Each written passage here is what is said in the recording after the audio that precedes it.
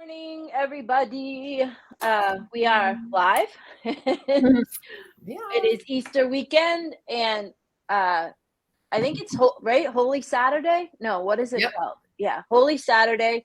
Yesterday was Good Friday for those of you that are Roman Catholic by trade, by nature, which I am. So it's Easter weekend. I think almost in every faith, it's a huge weekend for the faithful and the energetic meaning of Easter. It has been a long effing slog through the first, definitely the last 40 days of Lent, and I feel like in a lot of ways just the first quarter in general. So we're happy to be celebrating resurrection energy this morning here on the Coffee Chat Show, and we are going to introduce our new format. Which is we're taking your questions. We want to make the show more interactive. So we're going to do a couple of things. We're going to start 30-day challenges, which we'll talk about at the end of the show. And then we're going to start having other guests sprinkled in sometimes during the month. And we're going to interview them about, how they've overcome adversity in their life or started their own side hustle or, worked with kind of how they went from where they are to where they want to be. So we're gonna have other people share their stories of inspiration to give you some extra added inspiration. And we're going to take questions from the audience, right? And that's what we're going to start answering. So this morning we have 3 questions. Tracy's going to answer one, I'm going to answer one, and Karen's going to answer one. And that's going to be a good part of the show. So if you have questions like on the topic that any one of us is covering, please drop them in the chat. And then if you have questions that you would like us to address on future shows, we'd love for you to email those to me. And that's noelle@fortunatopartners.com. And if you just go to Apply Happiness, my new website is up, and you can actually just fill out a contact us form on the new website with your question. The bottom there, scrolling along the bottom, is my new site. Apply Happiness is up. It's launched, it's running. I'd love it if you went there, joined the email list, went and subscribed to the blog. I'm just asking you to engage with us, with me on that site. And it also gives you my story for those of you that don't know, and it gives you my bio, and my media room is there, and anything you might want to know about me is there. Good morning, Red Betty. Hi, I got your email. I replied back. Hi, Missy. I have a request for Missy, Carrie Ann, Mary, Roos, Janet, and maybe Michelle, and anybody else. I'm looking for 7 to 8 people that want to write me a 350-word story about how they have used the principles that we talk about on the Coffee Chat Show. Prosperity principles, success principles, how you have used the work that I've been out here doing since 2014, how you've used it to make a difference in your life and go to another level in your life. So I'll be reaching out to you guys personally, the people that I mentioned. It's for my new book, and so I'll also be sending you a release, that I can publish what you're writing for me. And you will be named in there as having contributed, and we'll probably have you as a guest on the show to talk about what you've written. At least 250 words, no more than 350 words. If you are a longtime follower and you've worked with the principles and you've had great luck with them, Bethany Vincent, I'm thinking about you too, and Beth Eddings, you guys too. And Eileen Coyle, if you are interested. So anybody that I've named, and if I haven't named you and you're a longtime follower, you can certainly email me and tell me that you want to be a part of it. Okay, so Karen's going to answer our first question from the audience. And the question for Karen is thus. I grew up in a family of alcoholics with no boundaries. Now I'm 31 years old, and I know that I have to start setting boundaries for my sanity, especially now because it's Easter and I'm on my way to my family's house for the weekend. And I don't really know how to do that. I don't know how I set boundaries. I don't know how. This is a question from our audience, by the way, folks, for those of you just tuning in. So this person, she doesn't know how to set boundaries. and she wants to make sure that she sets boundaries but doesn't alienate her family. So this is a question that we're giving to Karen. Karen, go for it. Wow, I'm shocked that you're giving this one to me. Well, first of all, you should be proud of yourself that you're even thinking of the word boundary. Sometimes people go through their entire life and never set a boundary. I went through this in my 20s with my family who's still in active addiction. And, you know, first of all, boundaries are the hardest thing that you're ever going to set. It's one of the hardest things I've ever done in my life, because the first time you do it, it's really hard. It never gets easier, but it's like working out, where you eventually get used to it and you get used to the format of it, but it never gets easy. So first of all, just be proud of yourself that you're doing it. When it comes to boundaries, like the way that I read the book, Setting Boundaries Will Set You Free. It's a really good starter book. Forget who it's by, Nancy Levin. So that book is a really good starter book. And in the beginning of the book, it talks about, it's my fault that they're affecting me this way. So once I was able to take the victimization out of it, it's a lot easier to set a boundary, because I'm allowing them to continue either being in my life, acting this way, this, that, or the other. I can't control what they do, but I can control how I respond or how they show up in my life. And you have to understand, if they're upset about you setting certain boundaries, then they're the ones benefiting from it. So once you start changing that type of narrative, it gets a little bit not easier, but you can set it better. Active addiction and alcoholism is really hard, especially when you're setting boundaries, because the one thing I learned about boundaries with my family and active addiction is I had to set that boundary over and over and over again. It was like talking to a toddler. Like when you have a kid who's trying to climb up the counter, you're like, no, don't climb up the counter. 5 minutes later, climbing up the counter. You can put that kid in timeout. The next day, it's still going to climb up the counter. It's the same way with setting boundaries with someone in active addiction or alcoholism. You could say that 45 times. Unfortunately, I got to the point where I completely alienated most of my extended family who's still in active addiction. And the hardest part, and I know that this person doesn't want to do that when setting boundaries, but the hardest part with that is you think, and especially if they're in alcoholism or addiction, you think, what happens if something happens to them, and how bad will I feel if I set that boundary and walk away? Well, I got news for you. It doesn't matter. Like, you can't change them. So for me, like my cousin, who we grew up as brother and sister, passed away 2 years ago in addiction. I didn't speak to him for 10 years. So, and I've had people that were in addiction that the day that they passed away, I set no boundaries with them. I still felt the same loss. Yeah. However, the difference is I don't feel guilt. I don't feel guilt about my cousin, because I couldn't change him. I got to give him the best resources in the world. I have resources to get him into the best rehab in the country, and it wouldn't have mattered. He may have not stayed. He may have not stayed sober. So if you're only staying around because you're going to feel bad if something happens, well, newsflash, something's going to happen regardless, and you're still going to feel those feelings, but at least I feel protected and I was able to have a life within the past 10 years. So it's hard. So, that book helps. Let me speak to that for a second. So if you have that situation, if this girl has a situation like you where she has to set a boundary and not talk to somebody. So let me just say this. If you make sure that you are complete, right? So let me frame this by saying that every answer to a question that we take from the audience, we are going to I'm still me. I'm still going to point you in a direction of, reframing whatever it is, right? Tracy and Karen are going to answer questions, and so am I, and I'm always going to be wanting you to see the other side, the positive side, no matter what the hardship is inside the question, if you will. So when you have to put someone away from your life, which I had to do with my uncle, and in all honesty, I had to do that in a sense with my mother in the last year of her life because of the choices that she was making. My mother was addicted to food. She was a food addict. So here's the thing. As long as you're complete, right? Make sure that you've said everything that you have to say.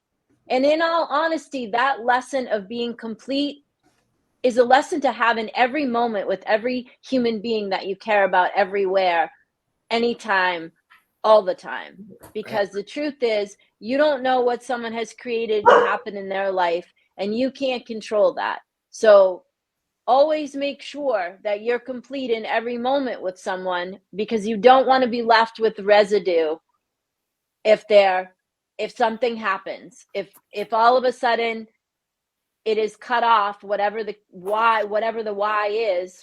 You want to make sure that you're complete, that you said whatever it is that you had to say, which is why people say don't go to bed angry, or never leave in an angry whatever, or never hang up angry. And that's the truth, because you don't want to live with the residue of an unfinished communication. Okay, so it's important what Karen's saying, because you have to set that boundary so that this person or these persons are no longer stealing aliveness from you, and they're not stealing your energy from you, and it's not a drain on you, and it's not like you don't love them. I mean, my Uncle Rich was the same way. We took him to rehab 12 times. It didn't take. He passed away at age 56 from alcoholism and kidney failure and all of that. Okay, that's how old I'm gonna be this year, just in perspective. Broke our hearts. However, there was nothing that we could do. Truly, when someone is committed to whatever they're committed to, there's little that you can do to change them. Okay, so boundaries, yes. The book that Karen's recommending is great. There's also Codependent No More, which is a great series. Melody Beattie has a great series on codependency. Coda and Al-Anon are great programs. For those of you, those are 12-step programs for families of people that are in, active addicts, children of alcoholics, Anonymous, all of those things. So those are all great 12-step programs. 12-step programs are not just for the addicted folks. They're also for those of us that have to navigate that in a family situation or a relationship situation. Okay, so complete in every moment is important. So note that one. And boundaries are important. Okay, on to Tracy. Karen, anything else before I jump to Tracy's question? No, I think real quick, the 12-step programs, I've been through CODA. I just started ACA. I got my yellow book the other day. You find a network that you may not be able to find elsewhere easily. Like it's harder to find someone. It's easier to find someone who went through addiction than it is to find someone who lived with people that went through it. So it's a really nice network. It's very special, especially if you need help setting boundaries with addiction. For sure. Yeah. CODA. I went to CODA for a while, just to try to learn how to stop trying to save them, and that's probably what helped me reframe, my uncle's passing, who's also my godfather. And we were very close, when I was, all through my life, really, until about the last 7 or 8 years when it was just really bad. Okay, so Tracy's question is this. We had someone write in and say, I'm a single mom. I work full-time with 2 small kids. I want to make extra money. I always feel like I never have enough money, and I can't take the time away from my kids to get a second job. So I can't leave the house to go get a second job. What can I do? What suggestions or recommendations do you have for me to make extra money? So we're going to give that one to Tracy because she's an expert at this one. Yeah. How many side hustles do I have right now? Yeah. Along with my full-time job. So the first thing that you have to look at when you decide what to do is what brings you joy. What are you good at? Like, get a pen and paper and write down what you're good at. You may not even realize that it's a gift that somebody else longs for. What do you really like to do? If you can't think about it, then think about, what do people compliment you on? Let's just say people constantly compliment you on how pretty your makeup is, how pretty your eyeshadow. Oh my gosh, how did you do that? Or your hairdo. How did you make that hairdo? Like, if that's something that just flows from you, you can use that. So again, back to, where do you dabble? what do you love to do? What just flows from you as being who you are? Maybe you, every time you walk out of the house, you look smashing. You're just going to drop the kids at daycare, whatever, but you look smashing. You may not realize that others they don't know how to put the outfit together. So don't confine yourself to, oh, that's just that. I don't know if you know the story about my organizing. So I'm just really good at it. I'm just really good at making a mess, be organized. Now, making it make sense, right? Because raising my son by myself, I had to know where everything was all the time so that I could get out of the house and get him to school and not have to turn around because I forgot something, right? So my organizing became a side hustle because my mom said to me one time, when I asked her, what do you want for your birthday? She said, I just want you to organize these spaces. And I was like, okay, because she didn't have a clue on how. And so I did that for her, and she was elated and she was bragging about it to her friends. And then her friends hired me, and then I started charging money, and then I got clients, and then I told real estate agents about it. And then I told friends about it. I mean, and it just kept, and then if it was dirty or really, really messy, I would charge a little more money because it took a little bit more time for me. Or I remember one job, I must've gone to his house probably 5 weekends in a row. I organized his barn. His barn was a mess. He was a handyman, and every time he would go out on a job, if he couldn't find the hammer, he would go to the store and buy the hammer because he didn't have time to look for it. Well, when I organized his barn, and he, because he was a handyman, he did electrical and plumbing and finishing, and so I put all the electrical in this section and all the plumbing in this section. And I had it because he was handy. He made shelves, and we had buckets with things that he could just grab the bucket for the job and walk out with the bucket. And at the end of the day, he would look at the checklist. What's missing from the bucket? What did I use? What do I have to put back in here? So the next time I get this job, I can do it. Okay. I mean, it just flowed for me. So again, back to make a list. I have a little paper here. You make a list. What are you good at? Do you sew? Are you good with home decor? Are you good at cleaning? Maybe you hire yourself out as a cleaner to someone's home. You bring the kids with you to the place that you're cleaning, and let the person know, hey, I want to bring my kids and they're going to sit and watch TV while I clean. You charge to clean their house if that's what you love to do.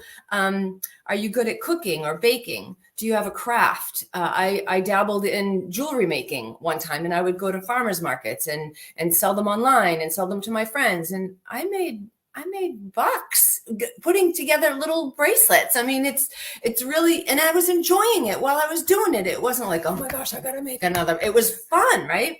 Do you like to read? If you like to read, you could become an editor. You could be a proofreader for blogs or websites or books. You could, if you're good with numbers, it's tax time right now. So you could hire yourself out to help somebody in the tax industry. You could do that at home, right? You could just hire yourself out to do someone's taxes. Some people have no clue how to do that, even if it's so simple and there's steps to it. Me?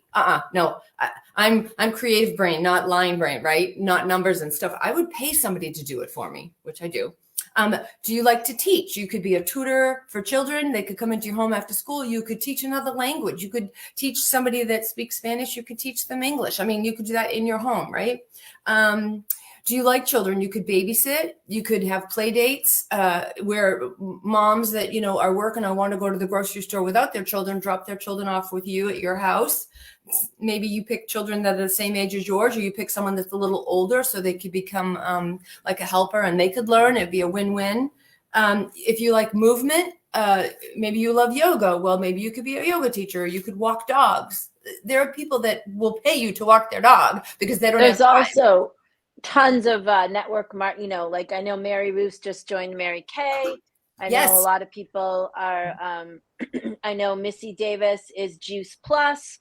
So in the group that we have that goes along with this Facebook group, we have several ladies that have those businesses that you could definitely reach out to them, and I'm sure they'd be glad to take you under their wing and show you how you can make extra money side hustling with those kinds of things.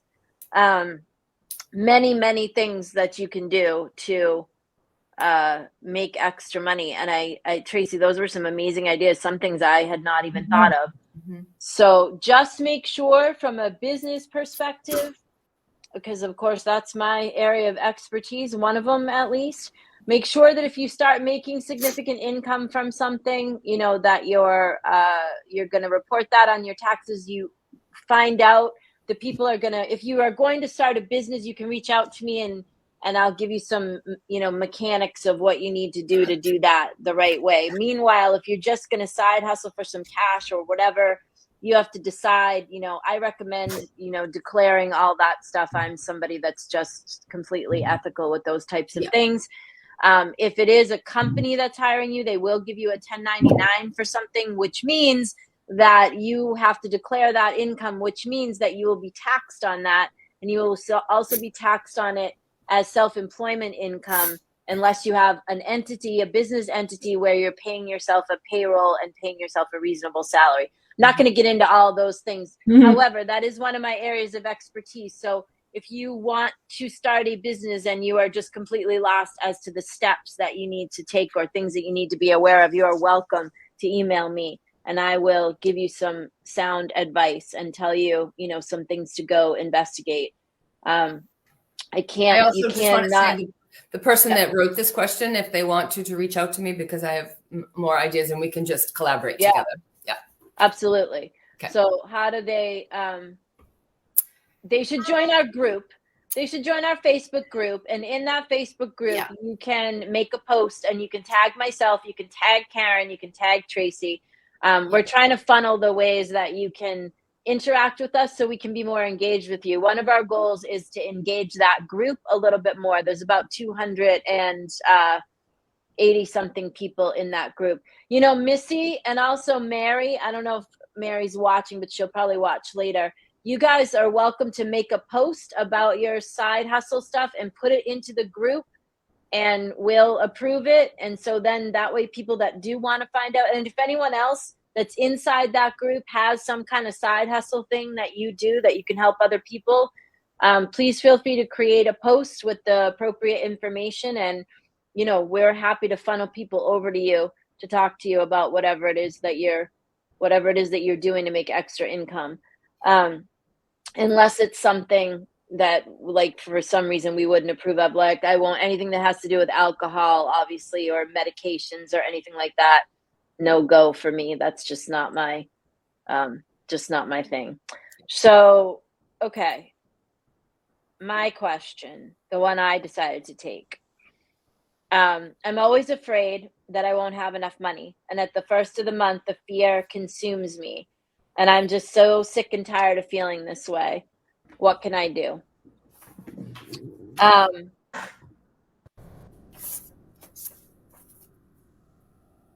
I have been in that situation many times.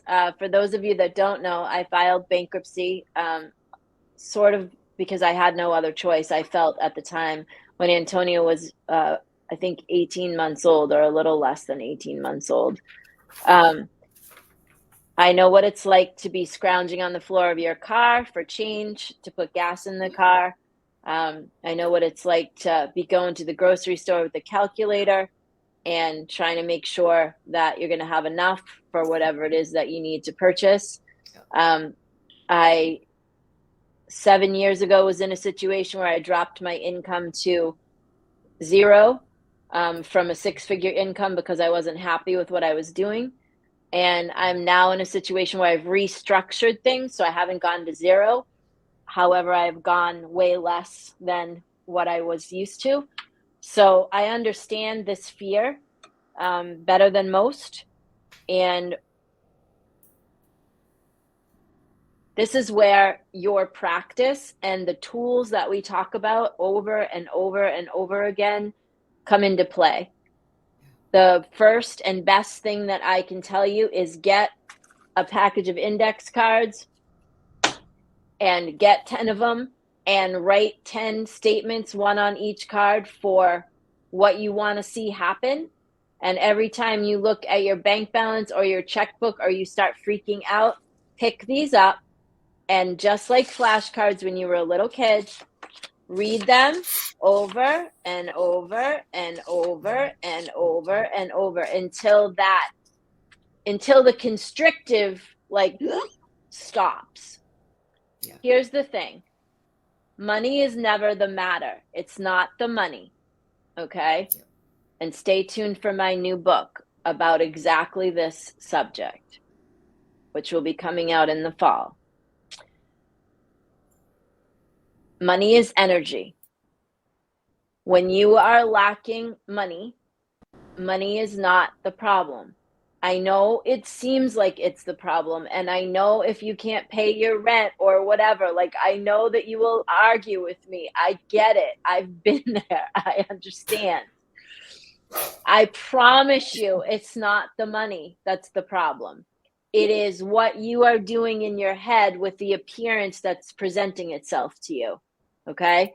So what we have to do is help you to release that claw of fear that's like choking you out, so that you can breathe, and then you can start to remind yourself that possibility exists. And then you have to practice. You have to have a practice. And it has to be a consistent practice, because you can't look inside your checkbook on one morning and start freaking out, and then pick up your index cards and solve that problem for 2 or 5 minutes until you look in your email and a bill just came, and now you're freaking out again. You understand? You have to have a practice. You have to have actions that you take when you are so scared you don't know what else to do. This is where I talked a few weeks ago about a go list. Like in the military, they have a go bag. You require a go list. And what that means is, what are the 5 or 10 things that I know that I can do when I'm scared shitless? I can go to this list, I can pick one of these things, and I can put it into practice. And then I can pick the next one, and I can put it into practice. And one of those things on the list needs to be your index cards, your affirmation work, and also, like Tracy and I say, and Karen's now saying it too, do the next thing in front of your face. If it's wash the dishes, wash the dishes. If it's make the bed, make the bed. Don't sit there with the checkbook. Today is the 30th, so we have one more day. So don't sit there looking at this for hours trying to figure, okay, your solution isn't going to come from here. Right. Your solution's going to come from here. Your solution's going to come from go solve somebody else's problem. It's Easter weekend. Can you go volunteer somewhere? Can you get out of your own way so that you can loose the fear that's clutching at you? Because you know my favorite thing to talk about, the Peanuts character with the dirt cloud around him, okay? Pigpen.